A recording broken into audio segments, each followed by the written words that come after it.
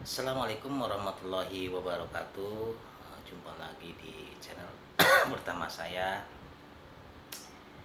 Babab Channel, dimana di video pertama saya ini saya akan berbagi pengalaman di hal kesehatan, yaitu terkena GERD, anxiety, dan psikosomatis. Eh, Penyakit ini sungguh luar biasa sensasinya, membuat ribuan atau mungkin jutaan orang seakan-akan terhipnotis oleh perasaan takut yang berlebih, terlebih takut mati, karena mayoritas atau rata-rata diiringi dengan yang namanya panic attack atau serangan panik. Untuk itu, eh, saya di sini ingin berbagi pengalaman agar kalian atau baraya-baraya yang masih berkutat atau masih berjuang dengan nikmatnya eh, sakit GERD, anxiety, dan psikosomatis, yakin kalian baraya semua akan keluar dari zona yang tidak nyaman ini, bakal sembuh. Saya bukan ahli dokter penyakit dalam atau apalah, bukan ahli-ahli dokteran yang tahu betul tentang dunia ini atau tentang sakit ini, tapi saya hanya penyintas atau seorang pasien yang pernah mengalami luar biasanya GERD, anxiety, dan psikosomatis. Mohon dukungannya untuk subscribe atau di like, di share ke yang lain, kasih komentar jika bermanfaat. Mungkin saya bisa memotivasi kalian, memberi hal-hal yang positif terhadap kalian, agar kalian itu semakin cepat sehat. Baik, saya tidak panjang lebar. Di awal pertama saya terkena sakit GERD, anxiety, dan psikosomatis itu tahun 2020, lagi marak-maraknya corona. Di saat itu ribuan orang, bukan ribuan, masih ratusan atau puluhan mungkin, banyak yang meninggal, sedikit meninggal, dan saya selalu update, melihat informasi-informasi di TV itu tentang keadaan Indonesia yang begitu mencekamnya. Akhirnya mungkin saya ke-trigger atau kepicu, karena saya akan merasa bahwa yang terkena corona itu mungkin seperti seperti itulah, pokoknya alam bawah sadar itu merespon hal-hal yang negatif aja. Puncaknya itu saya itu terkena itu di bulan suci Ramadan, di seminggu mau menjelang Idul Fitri. Itu tanpa tanpa ada yang dirasa, tahu-tahu saya mengalami yang namanya serangan panik atau panic attack yang begitu luar biasa hebatnya, sampai tangan tremor, sekujur tubuh merasa inilah saatnya mungkin saya pergi. Udah berpikir udah kemana aja tuh udah. Akhirnya saya di situ mencoba untuk tenang, tapi tidak bisa. Selang beberapa jam terjadi panic attack, karena waktu itu panic attacknya berapa ya, hampir sama satu jam merasakan kurang ketidaknyamanan itu. Baru agak-agak berangsur-angsur baik, tapi yang namanya ketakutannya minta ampun luar biasa. Segala sesuatu takut, disitulah saya udah mulai langsung lemah, udah mulai langsung saya tidak percaya diri, hilang semua yang namanya jiwa-jiwa keberanian saya itu. Dari mulai yang namanya nyetir mobil, motor, udah amblas aja, udah nggak berani aja tuh, nggak tahu kenapa tuh. Dan puncak-puncak terjadinya lagi saya itu di pas hari raya Idul Fitri 2020, pas hari H-nya itu. Karena waktu itu kan tidak dihimbaukan untuk secara langsung bersalaman atau bersilaturahmi, hanya mungkin lewat video call sama keluarga. Selepas saya video call sama keluarga, tidak tahu kenapa tahu-tahu blas aja tuh, dari ujung kaki sampai kepala itu udah gak karuan. Kali panik attack, udah deh, udah nggak benar ke saya itu.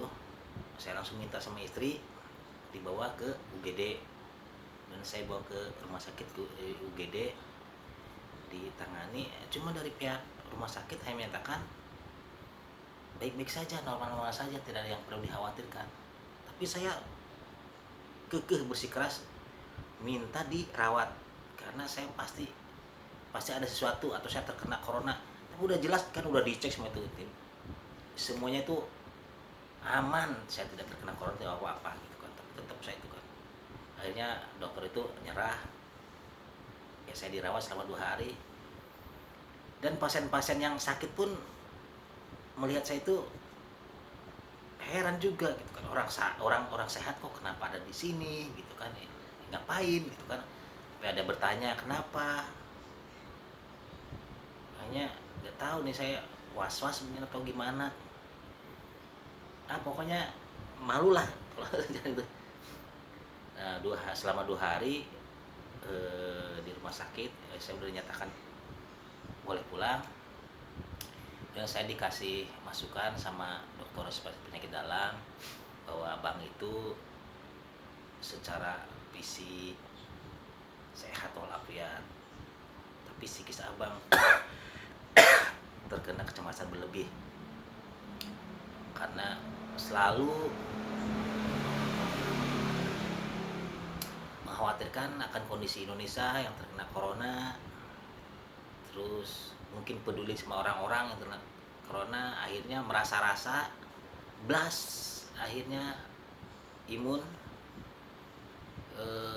rusak, lemah, yaitu akhirnya jadi psikis kena, akhirnya terbawa, jadi seakan-akan ikut terlibat gitu kan. Akhirnya datanglah hawa-hawa kecemasan, begitu kata dokter itu.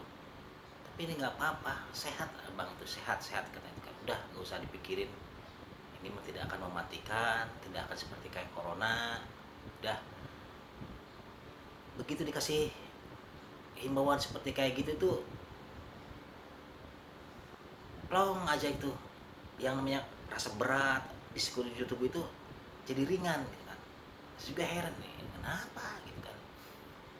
Terus kata dokter tuh, kalau abang sekiranya terus mengalami kayak gini, akan saya rujuk ke psikiater gitu kan.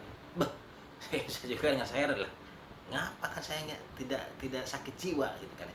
Ya namanya psikiater bukan hanya untuk menangani sakit jiwa doang kan. Akhirnya udah saya dinyatakan udah sehat, dan alhamdulillah dengan himbauan dari dokter seperti kayak gitu, dimotivasi, udah sehat, saya bisa melakukan aktivitas kembali, walaupun di dalam rumah, apalah kegiatan-kegiatan gitu kan, karena waktu kan tidak diperbolehkan sampai ada aktivitas yang berlebihan di luar, masih dalam keadaan apa ya, waktu itu kan, waktu era corona itu kan ada penyekatan kayak gitu. Nah, saya sehat alhamdulillah sampai tahun 2021. Di tahun 2022 saya kembali lagi Pak. Nah, terjadi lagi tuh kan. Ini tambah parah itu kan. Saya tahu nggak tahu, saya lupa tahu bulan apalah. Saya tahu menggigil gitu kan. Itu selepas istri tuh, kalau istri tuh, saya sama istri saya itu salut, dia juga punya yang namanya GERD, tapi dia tidak diiringi yang namanya kecemasan, tidak. Di istri saya juga kadang sering sesek kayak gitu, tapi dia tenang aja kan, nggak seperti kayak saya tuh, gede banget saya anxiety-nya itu. Nah, waktu saya kejadian kambuh kambuh lagi tuh, kambuh lah itu yang bikin kambuhnya itu bukan karena anxiety-nya, tapi emang terkena corona waktu itu. Tapi corona yang varian yang lemah, mungkin yang apa ya, yang kata dokter itu tidak terlalu berbahaya kayak yang varian pertama pertama kayak gitu. Jadi antara semingguan juga ini kayaknya udah bisa diatasi. Dan betul, alhamdulillah akhirnya selama seminggu udah saya nyatakan sehat kembali. Cuma ya gitu, yang saya bikin semrawut pikiran itu kalau udah terjadi yang namanya panic attack atau serangan paniknya, ya Allah, luar biasa itu. Memang betul tuh, trauma itulah yang menjadikan anxiety berlebihan, long anxiety. Itulah yang namanya asam lambung naik, gas. Saya cairan tidak terlalu apa ya, kayak cairan asam tidak, cuma gas, mungkin tuh gas yang rasa itu kan, jadi kayak gimana, begahnya luar biasa gitu kan, bener-bener udah kayak udah gimana, pasrah aja udah, ada gimana lagi gitu kan. Tapi saya apa ya, orang-orang tuh menganggap saya itu sehat gitu kan, ayo keluar gitu kan, karena sehat ya. Oh ya, nanti bentar, maaf barusan anak saya manggil. Sehingga teman-teman yang lain juga tuh, emang kenapa gitu kan, lu sehat kok, emang apa yang perlu di khawatirkan gitu kan. Nah, singkat cerita, saya udah nyatakan 2022 saya terkena corona itu cuma seminggu, dan semuanya udah bablas, udah sehat, alhamdulillah. Sampai sekarang sehat walafiat. Ya, yang namanya culak colek adalah sensasi hal-hal yang bikin agak sedikit opportunity-nya muncul. Cuma udah saya masa bodoh gitu kan, karena udah tahu racikannya. Oh, ini kalau datang ini harus kalau datang begini, harus dengan intinya harus tenang intinya. Jadi jangan diambil pusing, jangan dipelihara atau diratapi lah, jangan tuh, masa bodoh aja. Jadi lurus aja gitu kan. Jadi dalam tubuh itu gua gitu aja. Jadi bablas aja lah kan. Ya dengan pola pikir seperti kayak gitu, ya alhamdulillah. Cuma yang namanya panic attack nih kadang-kadang sering datang sampai sekarang, tapi ini alhamdulillah deh udah beberapa bulan nih enggak. Cuma dulu yang namanya serangan panik itu sejam, setengah jam, beberapa menit kan. Akhirnya jadi semakin menipis gitu kan, sudah tahu ilmunya, sudah tahu racikannya. Akhirnya kalau jadi itu hanya sekian detik, tapi ya itu efeknya itu ya udah ke tubuh itu benar-benar kayak udah lari 20 km kayak itu, lemesnya minta ampun. Cuma itu ya itulah, tenang, dengan tenangnya jadi segala sesuatunya bisa lancar, segala sesuatunya bisa aman gitu kan. Dan betul kata motivator yang lain itu, karena dia tuh merasakan dan mengalami, mungkin ada yang berbulan-bulan bahkan bertahun-tahun. Terus dia mungkin dengan menerapkan pola pikir, pola makan, dan pola istirahat yang luar biasa dijalaninya, akhirnya mungkin dia jadi terbebas. Diutamakan sama Bang Erik, nuhun banget, walaupun saya tidak mensubscribe-nya, tapi beliaulah yang selalu memotivasi bagi rekan-rekan dan apa yang yang memberikan anjuran pola makan, pola hidup, pola pikir, itu mungkin dia yang menganjurkan juga terhadap motivator-motivator yang lain. Terima kasih telah berbagi ilmu dalam hal menangani GERD anxiety dan psikosomatis. Betul kata Dr. Ari juga, ini tidak menimbulkan mendadak GERD asam lambung itu tidak menimbulkan kematian mendadak, itu kata dokter yang ahlinya.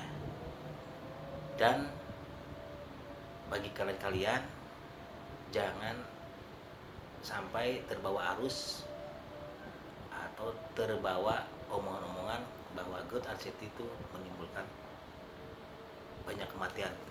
Nyatanya tidak. Wallahu alam, Allah yang maha tahu seperti itu. Yang sehat juga kan kalau sudah waktunya ya meninggal, dijemput maut kan. Cuma secara medis GERD anxiety dan psikosomatis tidak menimbulkan kematian yang mendadak, hanya ketidaknyamanan saja, seakan-akan diombang-ambing hidup kita itu. Jadi hidup segan, mati tak mau, nah seperti kayak gitu. Jadi bagi rekan-rekan, bagi Baraya, please tolong jangan tergiur oleh omongan-omongan yang membuat kalian itu patah semangat. Kalian tuh bisa bangkit. Obat itu hanya kepercayaan diri, afirmasi diri. Memang susah, memang sulit, tapi kalian berusaha bisa. Yang lain juga, saya juga motivator juga yang lain bisa. Dulunya emang susah, patah semangat mungkin ya, tapi terus berusaha, dan atas izin Allah Subhanahu wa taala segala sesuatu itu lancar, segala sesuatu itu disembuhkan. Sisi negatifnya memang banyak, yang namanya ketakutan, was-was, benar-benar luar biasa. Tapi sisi positifnya, kita menjadi pribadi yang lebih baik. Yang tadinya mungkin kita emosinya tinggi, akhirnya reda. Yang tadinya kita asal gampar, tidak. Karena apa? Dengan mengalami panic attack itu, seakan panic attack itu membuat kita tuh luluh, membuat kita tuh dekat sama Allah Subhanahu wa taala. Itulah positifnya yang namanya terkena GERD anxiety dan psikosomatis. Kalian bersyukur bahwa seakan-akan ini hidayah. Dulu sewaktu tidak terkena GERD anxiety, mungkin khususnya nih bagi muslim nih, mungkin agak jauh, bukan berarti tidak sama sekali melakukan tugas-tugas agamanya, mungkin agak jauh tuh gimana, tapi setelah terkena semakin dekat, karena kalian tuh merasakan oh begini, mungkin yang namanya serangan panik itu akhirnya seperti ajal akan tiba. Itu mungkin yang kalian takutkan. Jadi kalian itu akhirnya itu berubah pikiran, menjadi kalian tuh lebih baik, menjadi pribadi yang lebih baik. Itulah sisi positifnya orang-orang terkena GERD anxiety dan psikosomatis. Kalau bagi yang non muslim ya mungkin sama, ada hal agamisnya hidayah. Allah kan menurunkan hidayah kan bisa aja lewat mana gitu kan, kalau sudah kehendaknya. Mungkin saya dari kalian para pejuang anxiety, mungkin Allah dengan cara itu memberikan hidayahnya itu. Mungkin dulu kalian jauh, Allah mengharapkan kalian lebih dekat. Itulah yang terjadi sama saya. Semakin tenang. Mungkin begitulah di channel video Babab Channel yang membahas tentang GERD asam lambung. Mudah-mudahan dengan saya memotivasi, dengan saya memberikan pengalaman ini, kalian termotivasi, kalian terengah untuk bangkit, tidak terpuruk lagi. Ada saya, ada motivator yang lain. Kalau ingin berbagi pengalaman, kalau ingin eh, apa turut merangkul, sama-sama berbagi rasa, boleh silakan di komentar. Kalian pasti sehat, sehat dan sehat. Dan ini sekali lagi tekankan, ini tidak berbahaya, ini tidak berbahaya. Sakit ini lebih bahaya pikiran kalian yang ngaco kemana-mana. Itu aja. Terima kasih. Like dan subscribe jika berkenan. Wassalamualaikum warahmatullahi wabarakatuh.